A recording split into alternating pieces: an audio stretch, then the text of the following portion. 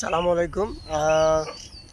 যারা সাকিব আল হাসানের golden duck নিয়ে সমালোচনা করতেছেন, ট্রল করতেছেন, তাদেরকে উদ্দেশ্যে একটা কথা বলি যে সাংবাদিকরা এটা পোস্ট করতেছে, কিন্তু তারা ম্যাচের পরিসংখ্যান কিন্তু পোস্ট করেনি, শুধু 32 বার গোল্ডেন ডাক এটাই প্রকাশ করছে।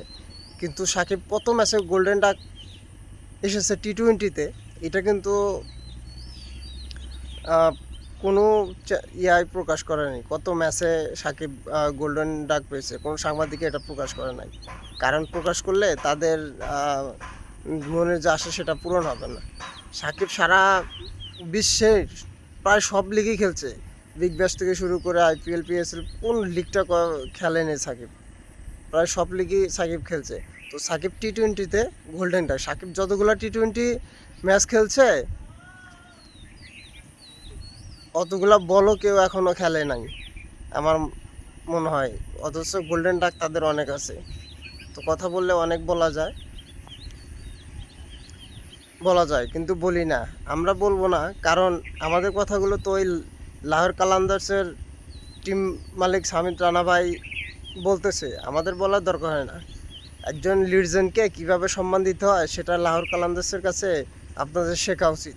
কই সাকিব তো কোনো রানই করে না, এখন পর্যন্ত কোনো রানই করে নাই, মাত্র একটা উইকেট পাইছে।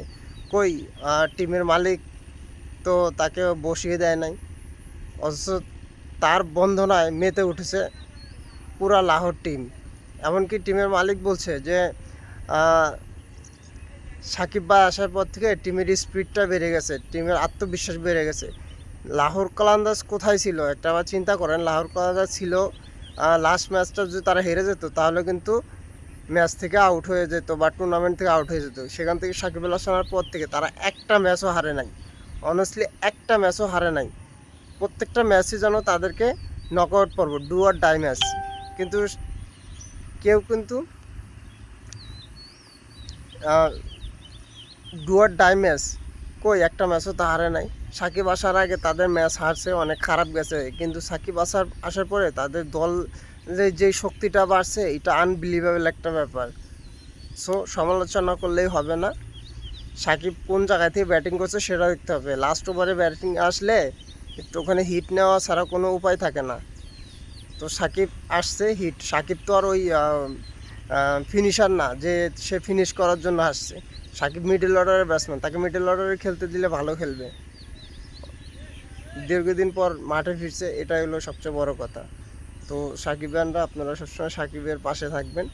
অনেকে অনেক কিছু ট্রল করবে, এগুলো প্রতিহত করতে হবে, সুযোগ হবে না। সাকিব বাংলাদেশের লিজেন্ড, সারা বিশ্বের লিজেন্ড।